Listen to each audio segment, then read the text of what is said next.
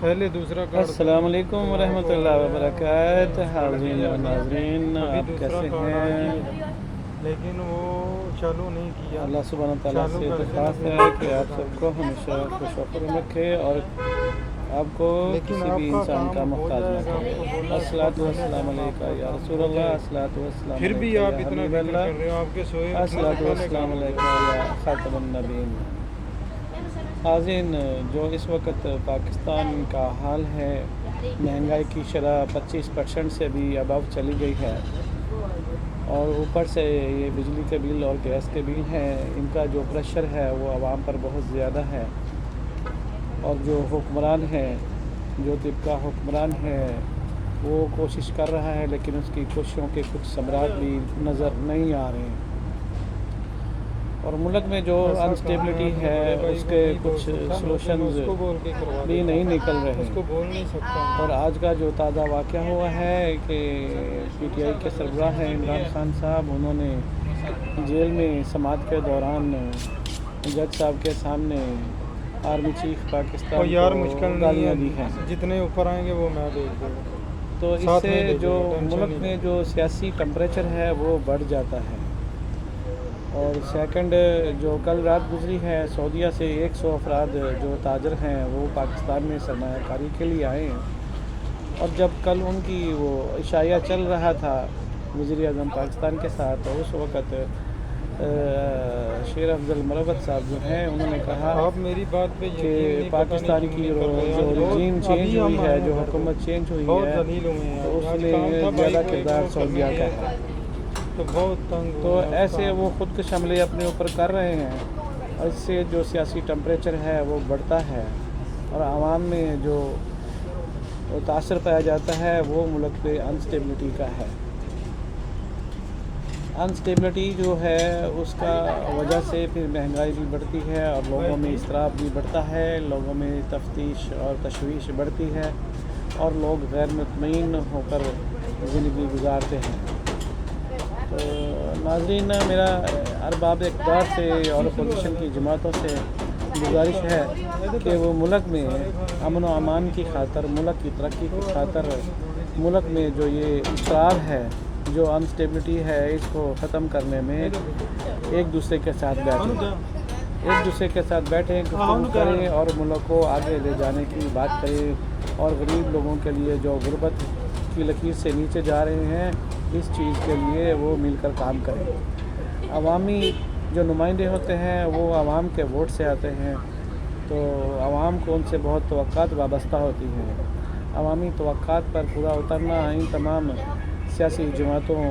کی ذمہ داری ہونی چاہیے۔ آپ کی آواز کی بالکل سمجھ نہیں کوئی آ رہی، بھی ایم ایل اے اس بات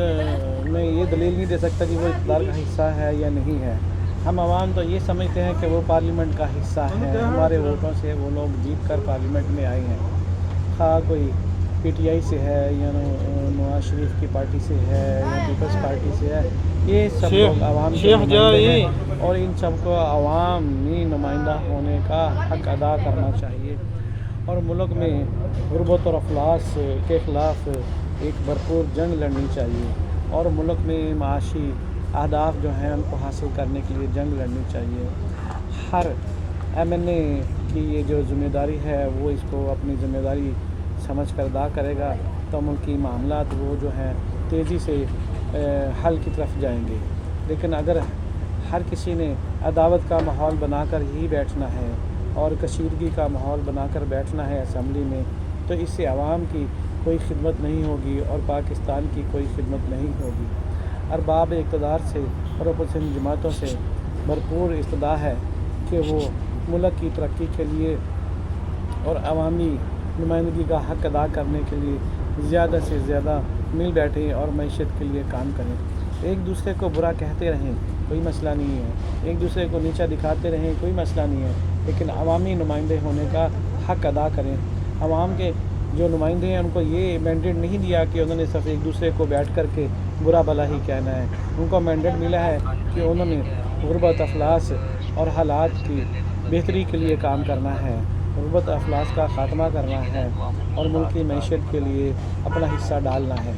اگر یہ تمام پارٹیاں اس میں آپ ناکام فکر ہو گئیں ہو تو کے پھر آنے والے وقت ٹینشن میں فری ہو جائیں۔ پھر اور لوگ آئیں ٹھیک گے ہے نا؟ سامنے، آج تو یہ یار لوگ ہم سائڈ پہ ناکامی چلے گئے تو اس کی وجہ سے جو ہے نا کے مسئلہ انجام سے خراب دو چار گیا۔ ہو جائیں گے، جیسے ٹھیک ہے نا؟ کاف لیگ ختم ہوگی ایسے رات پی کو پی ٹی آئی بھی انشاءاللہ ختم بات ہو جائے کریں گی گے اور نون لیگ بھی اور ختم ہو جائے کام گی، آپ کا پھر ہو اور جائے لوگ آئیں گے ٹھیک ہے نا؟ اور بے لوگ فکر آ ہو کے جائیں۔ اپنا کردار ادا کریں گے۔ پھر ان لوگوں کے پاس